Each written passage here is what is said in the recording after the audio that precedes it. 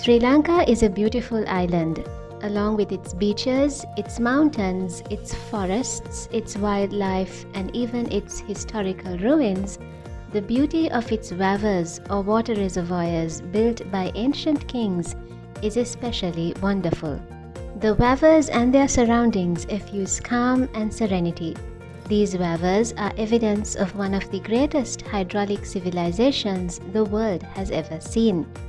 A hydraulic civilization is one which is based on the management and flow of water, and every Sri Lankan should take great pride in this great wava or hydraulic civilization and also be wowed by its history. Before describing the role and contribution of the Muslims to the wava civilization of Sri Lanka, it is necessary that we must first discuss a few details about this civilization.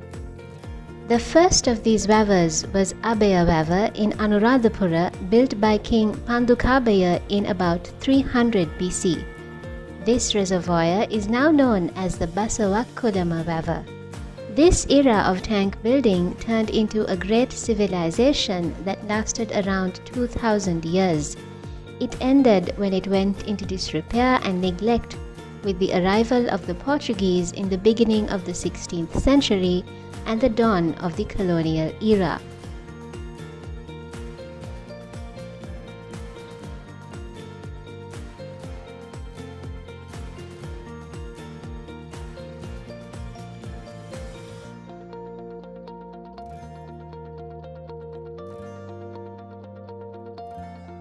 In episode 1, we learned how King Pandukabaya set aside land in Anuradhapura to accommodate these Arabs. And in episode 2, we learned how Deduru Oya and Malwatu Oya were the rivers used by these Arab traders to transport goods to and from Anuradhapura. In this episode, we look at how the Arabs traveled to other countries and empires as traders from Sri Lanka. The evidence of the great Sinhalese hydraulic civilization is all around us, especially visible in the districts of Anuradhapura and Polonnaruwa, as well as in the surrounding provinces. These wavas or reservoirs are not simple standalone rainwater collecting tanks supplying water to a few villages, but it is in fact a magnificent and complex network of giant tanks, reservoirs and canals, also known as the cascade system, supplying water to thousands of villages and enabling large areas of land to be cultivated.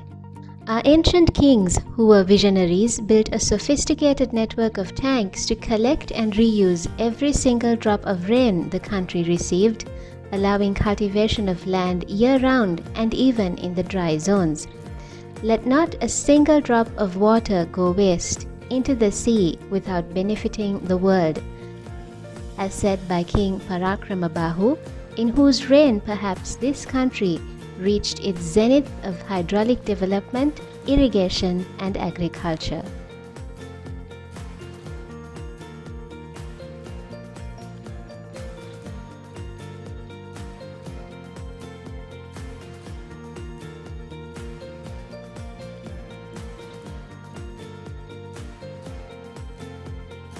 The role of the Arabs in the hydraulic civilization.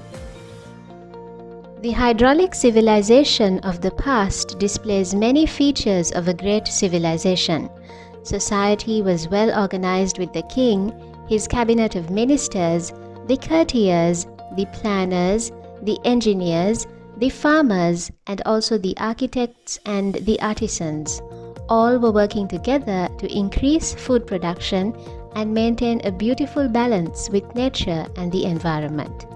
Because the tanks provided water year-round and increased agricultural production, the country was able to produce a surplus of crops, and this is where the Sinhalese kings gave the Arabs their role. Sri Lanka is an island. Right through history, it has been difficult to come to this island and also to go out of it. It is only the traders who braved the sea journey to supply goods and produce of Sri Lanka to the rest of the world. It was the early Arabs and later on Muslims who established themselves as the traders and settled down in Sri Lanka. Prosperity poured into the country when these Arab traders working for the Sinhala kings exported the surplus agricultural produce of the hydraulic era to the rulers and peoples of the Muslim empires, and this trade in turn brought great wealth to the hydraulic civilization and to the kingdom of Sri Lanka.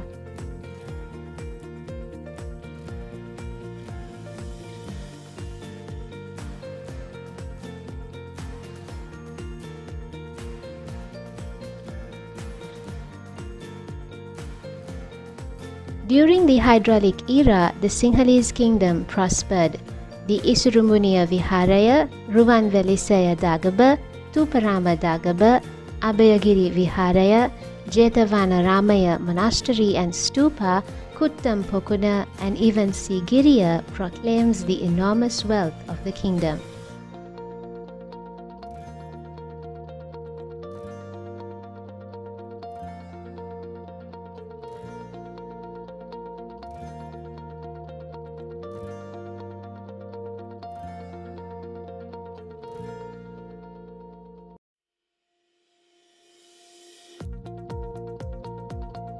The society was not just hard-working robots, but the kings encouraged Buddhism, and the hearts of the Sinhalese populace was imbued with the philosophy of Lord Buddha. The Wewas and the connected villages show evidence of beautiful dagabas, temples, monasteries, and statues of Lord Buddha, showing us the importance the Sinhalese gave to Buddhism. In serving the Sinhala kings, these Arab traders were in fact not just traders, but were also functioning as ambassadors of Sri Lanka to the emperors and kings of other nations, and they were the connections that the Sinhalese kings used for international relations with the rest of the world. It is really interesting to note that from around the 8th century, the Muslim empire grew across the Middle East, North Africa, Southern Europe, and Central Asia. Many countries and populations became part and parcel of this Muslim empire. In this context, it becomes more interesting to realize that these Arab traders were in fact the interface between two great civilizations, the one established by the Sinhala kings of Sri Lanka and the Muslim empire. Goodwill and trade between these two great civilizations were so much in sync that no situation arose for the rulers of the Muslim empire to send missions of proselytization or missions of conversion to Islam to the great Sinhala kings or their people. This is indeed unusual when we consider that the thrust and drive of the Muslim empire was the flocking of peoples of many nations to the then new religion of Islam. In a strange way, Buddhism as practiced by the Sinhalese of Sri Lanka and Islam as practiced by the Muslims of the rising new empire seem to be working in tandem, a sort of a peaceful, harmonious partnership.